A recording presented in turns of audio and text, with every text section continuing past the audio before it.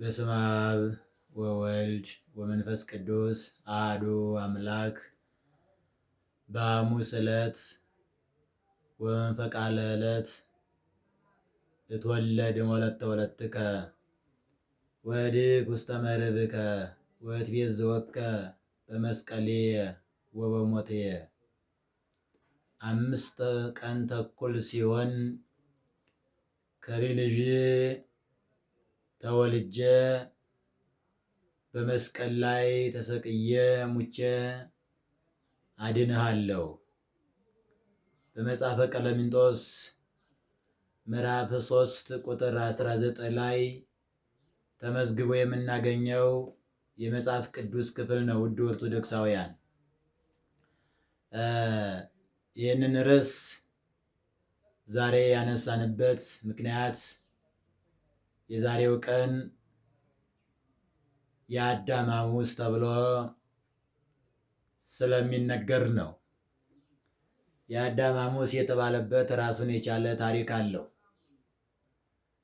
አባቶቻችን ነገር ከስሩ ውሃ ከጥሩ እንዲሉ እንደው ለታሪኩ መነሻ ያክል ለማየት የአዳም ሐሙስ የተባለበትን ምክንያት ለመረዳት እና ለማወቅ ያመቸን ዘንድ አዳም ማን ነው? የአዳም ሐሙስ የተባለበት ምክንያቱ ምንድን ነው? የሚለውን ነጥቦች ማንሳት ያስፈልጋል ማለት ነው። አምላካችን እግዚአብሔር ሌሎቹን ፍጥረታት ከዕለተ እሑድ እስከ ዕለተ ዓርብ ድረስ በቁጥር ወደ 21 የሚደርሱ ፍጥረታትን ከፈጠረ በኋላ በመጨረሻው ቀን በአርአያውና በአምሳሉ ከአራቱ ባህርያተ ሥጋ 5ኛ ባህርየ ነፍስ የመጀመሪያው ሰው አዳምን ያማረና የተዋበ ፍጥረት አድርጎ መፍጠሩ ለሁላችንም ግልጥ ነው። አዳም አባታችንን በመጨረሻው ቀን በአርአያውና በአምሳሉ ከፈጠረ በኋላ ሕያዊት ነፍስ ያለችው አድርጎ ፈጥሮ በልጅነት አክብሮ እንዲሁም ደግሞ ብቻውን እንዳይሆን የምትረዳው የምታወያየው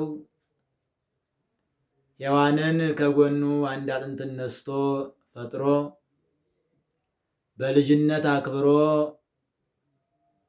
ገነት አስፍሯቸዋል። አዳምና ሔዋን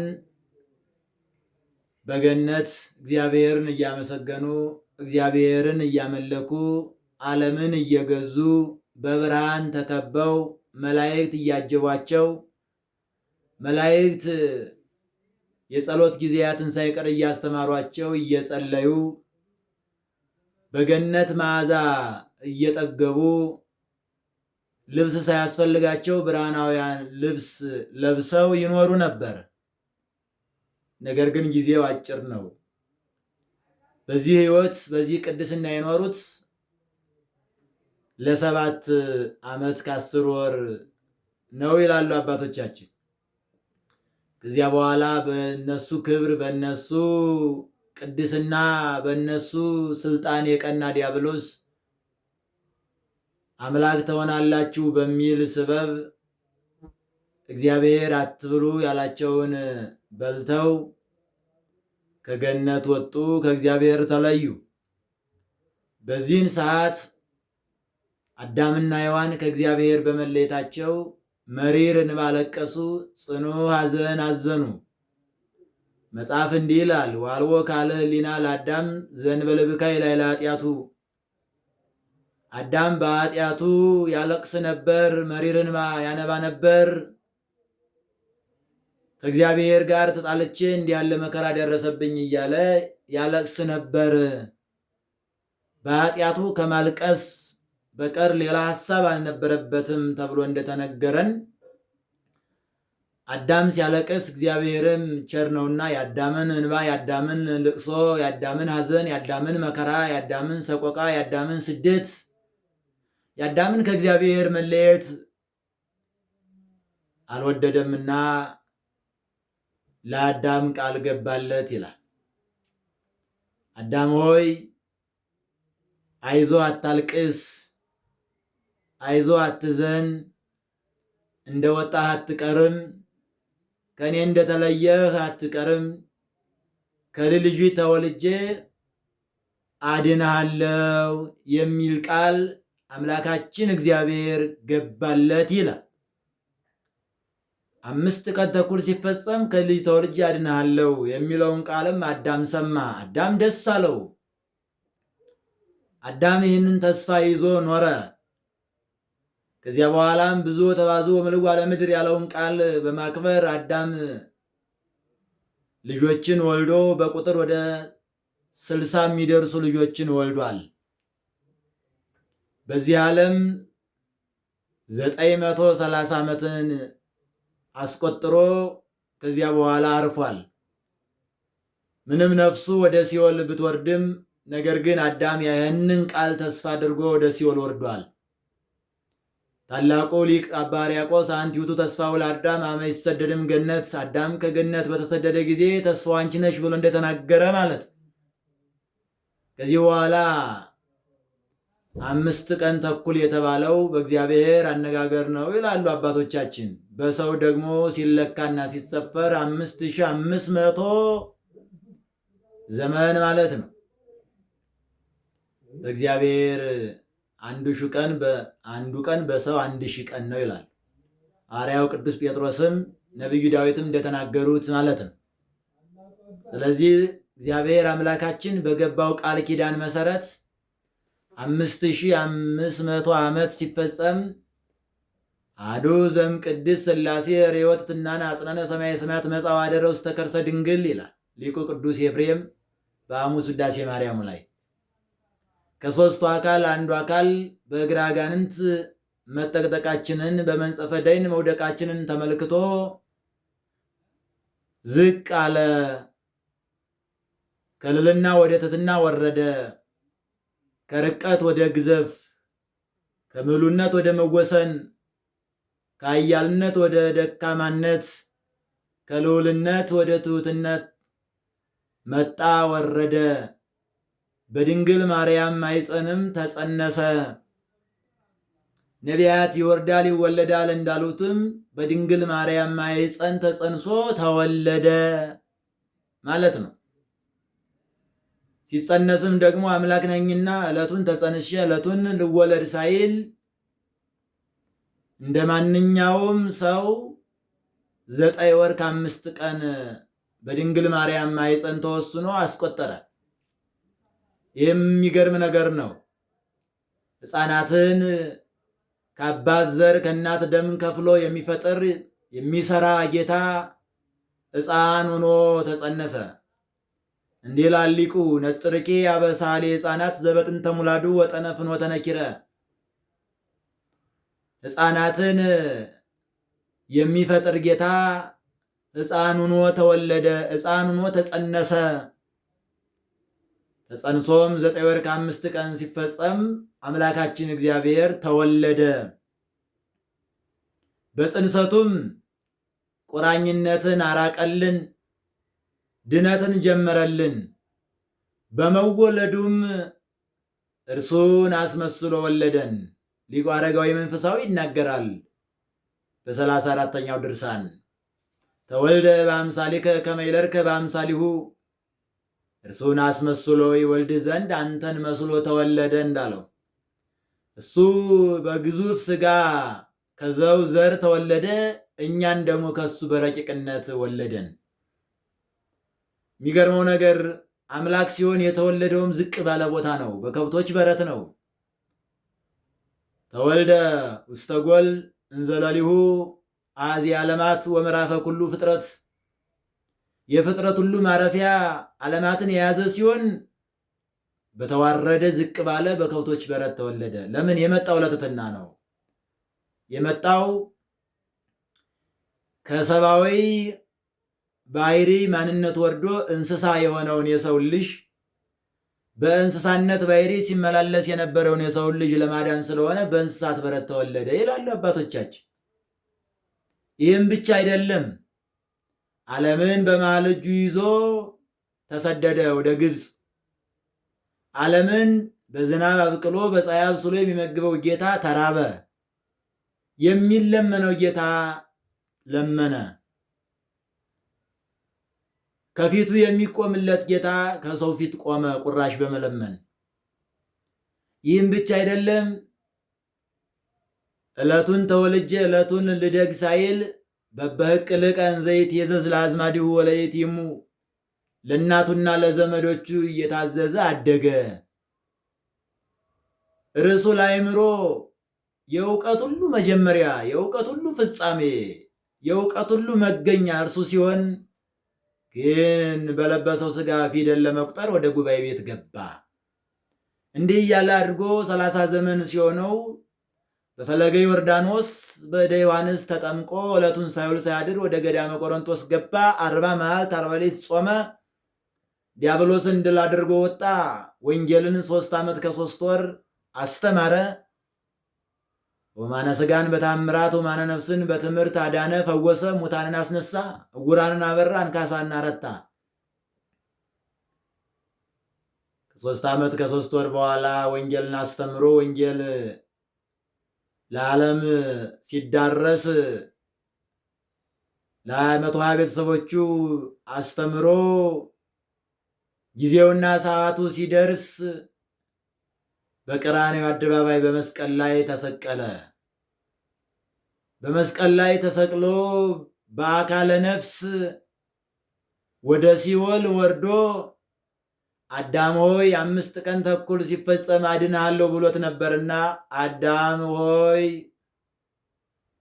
የምትድንበት ሰዓትና ጊዜ ደርሷልና አሁን ከሲኦል ውጣ ብሎ አዳምን ከሲኦል አውጥቶ እስከ ልጆቹ ገነትን አወረሰው። ወደ ቀድሞ ቦታው መለሰው። የታሰሩትን ፈታቸው።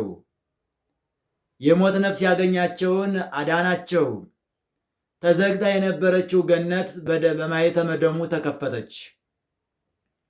ስለዚህ ከዚህ የተነሳ አምላካችን እግዚአብሔር ተወልጄ አድንሃለሁ የሚለውን ቃል ከዓመቱ ዓመት ከወሩ ወር ከጊዜው ጊዜ ከሰዓቱ ሰዓት ከሰከንዱ ሰከንድ ሳያሸራርፍ መጥቶ ተወልዶ በመስቀል ላይ ተሰቅሎ ሙቶ አዳምን ስላዳነው 5 ቀን ተኩል ሲፈጸም ተወልጄ አድናለሁ ብሎ ቃል የገባለትን ስለፈጸመ የዛሬው ቀን የአዳም ሐሙስ ተብሎ ይነገራል ማለት ነው። አዳም እስከ ልጆቹ የዳነበት ሕይወትን ያገኘበት ማለት ነው። አዳም በአዲስ ተፈጥሮ በጥንተ ተፈጥሮ የተፈጠረበት ማለት ነው። ከጥንተ ተፈጥሮ አዲስ ተፈጥሮ ወይም በአዲስ መፈጠር ይበልጣል። ሰውን ከፈጠረበት ጥበቡ ሰውን ያዳነበት ጥበቡ ይበልጣል። በጥንተ ተፈጥሮ አዳም ባሪያ እግዚአብሔር ተፈጥሯል። በአዲስ ተፈጥሮ ግን አዳም እግዚአብሔር ሆኗል። እግዚአብሔር በጥንተ ተፈጥሮ ሰውን የፈጠረው በቃሉ ነው። በአዲስ ተፈጥሮ ግን ሰውን የፈጠረው በሞቱ ነው።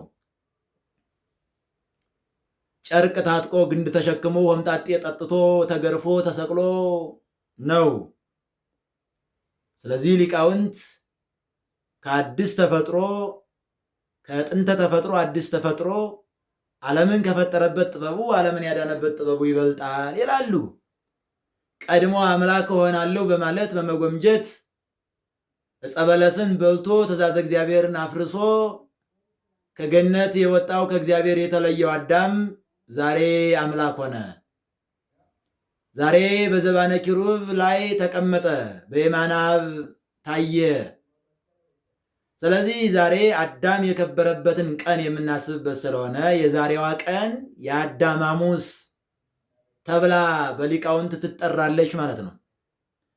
የአዳም ሐሙስ ማለት የአዳም ልጆች በጥቅሉ አዳም የሰው ልጅ ምንጭ ነው፣ የሰው ልጅ መገኛ ነው። አዳም ወልደ እግዚአብሔር ነው። ሰው ደግሞ የአዳም ዘሮች የአዳም ልጆች ነን ወይም ነው። ስለዚህ አዳምን ስናነሳ መላውን ማንሳታችን ነው። አዳም ከበረ ስንል ሰው ከበረ ማለታችን ነው። አዳም ዳነ ስንል ሰው ዳነ ማለታችን ነው። አዳም ከሞት ወደ ሕይወት፣ ከአሳር ወደ ክብር፣ ከጨለማ ወደ ብርሃን፣ ከሲኦል ወደ ገነት፣ ከገሃነም ወደ መንግሥተ ሰማያት ተመለሰ ስንል ሰው ተመለሰ ማለታችን ነው። በአዳም መላውን መናገራችን ነው። ለምን? መገኛችን አዳም ነው።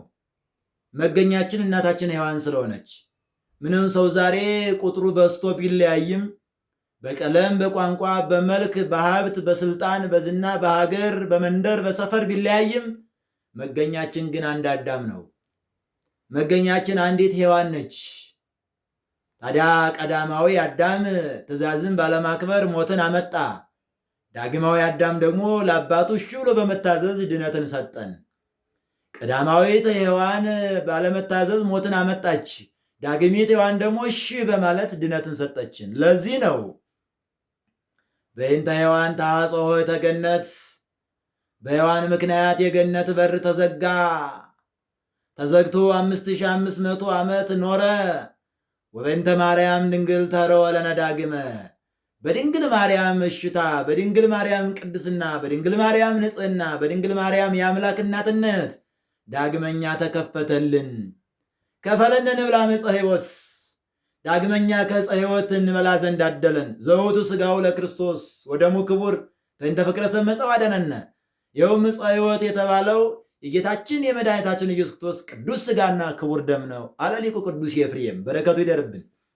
ስለዚህ ዛሬ የሰው ልጅ በጥቅሉ የከበረበትን ቀን የተፈጠረበትን ቀን በአዲስ ተፈጥሮም በጥንተ ተፈጥሮም የተፈጠረበትን ታሪክ የምናጠናበት፣ የምንማርበት፣ የምንረዳበት ቀን እንዲሆን አባቶቻችን ስራ አሰሩና የዛሬውን ቀን ማን አሏት? የአዳም ሐሙስ አሏት።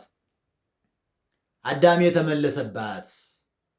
አዳም 5 ቀን ተኩል ሲፈጸም አይደለ ከሲኦል የወጣው?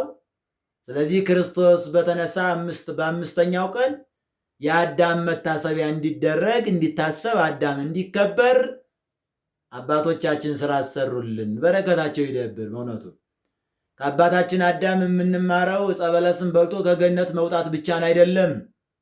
ክርስቶስን ከእግዚአብሔር ቃልን ከሰማይ እንዲወርድ ያደረገው የአዳም እንባ ነው። የአዳም ፍቅር ነው። የአዳም ንስሐ ነው። የአዳም መስዋዕት ነው። አዳም ኃጢአት ሰርቶ ዝም አላለም። ተስፋ አልቆረጠም። ኃጢአት ብሰራም እግዚአብሔር ቸር ነው፣ ይምረኛል፣ ያድነኛል ብሎ ንስሐ ገባ፣ እንባውን አፈሰሰ። እግዚአብሔር ይቅር አለው። እግዚአብሔር ከሰማይ ወረደ። እግዚአብሔር ሰው ሆነ። እግዚአብሔር ሰውኛውን ኖረ። የማይራበው ተራበ፣ የማይጠማው ተጠማ፣ የማይሰደደው ተሰደደ፣ የማይታየው ታየ፣ የማይዳሰሰው ተዳሰሰ፣ የማይገረፈው ተገረፈ፣ የማይሰቀለው ተሰቀለ፣ የማይሞተው ሞተ፣ የማይቀበረው ተቀበረ፣ እርገት የማይስማማው አረገ ተብሎ ተነገረለት። ይህ ሁሉ ያደረገው የአዳም ፍቅር ነው። ይህ ሁሉ ያደረገው የአዳም ንስሐ ነው፣ የአዳም እንባ ነው። አሁንም ቢሆን በኃጢአት ምክንያት ከእግዚአብሔር የተለየን ሰዎች ወደ እግዚአብሔር እንመለስ። አዎ ከገነት የምንለይበትን ስራ የምንሰራ ሰዎች ወደ ገነት የምንገባበትን ስራ እንያዝ። በንስሐ እንመለስ፣ ወደ እግዚአብሔር እንቅረብ። እግዚአብሔር ቸር ነው፣ እግዚአብሔር መሐሪ ነው። ዘልማዱ ሂሩት፣ ልማዱ ቸርነት ተብሎ የሚነገርለት አምላክ ነው። ስለዚህ አዳምን የማረ ስለ አዳም እንባ ስለ አዳም ንስሐ ብሎ ሰው የሆነ አምላክ ዛሬም መሐሪ ነው፣ ዛሬም ይቅር ባይ ነው። ዘትማለሙ ዮም ወከመ ውእቱ እስከ ለዓለም። መቼመች እግዚአብሔር ነው፣ የሚለወጥ አይደለም። እስመ አነ አምላክ ዘኢይትወለድ፣ እኔ የማልለወጥ አምላክ ነኝ ብሎ እንደተናገረ በሕገ ልቡናም ዓለም ከመፈጠሩ በፊትም በሕገ ልቡናም በሕገ ኦሪትም በአዲስ ኪዳንም እስከ ዘላለሙ ያው እግዚአብሔር ነው። በነገሮች የሚለዋወጥ እግዚአብሔር፣ በዘመናት የሚለዋወጥ እግዚአብሔር አይደለም እኛ የምናመልከው። ያው ቸሩ እግዚአብሔር ነው፣ ያው ቅዱሱ እግዚአብሔር ነው። ስለዚህ ወገኖቼ ዛሬም በኃጢአት የተሰናከልን በኃጢአት የራቅን በበደል ከእግዚአብሔር የተለየን ሰዎች እንኖራለንና በንስሐ እንመለስ። የአዳም ሐሙስን ስናስብ የአዳም ሐሙስ የንስሐ ቀን ነው። የአዳም ሐሙስ የመዳን ቀን ነው። የአዳም ሐሙስ የንጽህና የቅድስና ቀን ነው። የአዳም ሐሙስ የእርቅ ቀን ነው። የአዳም ሐሙስ የልጅነት ቀን ነው። የአዳም ሐሙስ ከእግዚአብሔር ጋር የምንገናኝበት ቀን ነው። ስለዚህ ይህን ቀን ስናስብ የአዳምን ንስሐ የአዳምን እንባ እናስባለን። በአዳም ንስሐና እንባ ደግሞ ምክንያት ያዳነን እግዚአብሔርን ያዳነን መድኃኔዓለምን የምናስብበት ቀን ስለሆነ ለዚህ ቀን ያደረሰን አምላካችን እግዚአብሔር ስሙ የተመሰገነ ይሁን። ለጊዜው በዚህ ይበቃናል። ያስተማረን የመከረን አምላካችን በድጋሚ ይክበር ይመስገን። ይቆየን።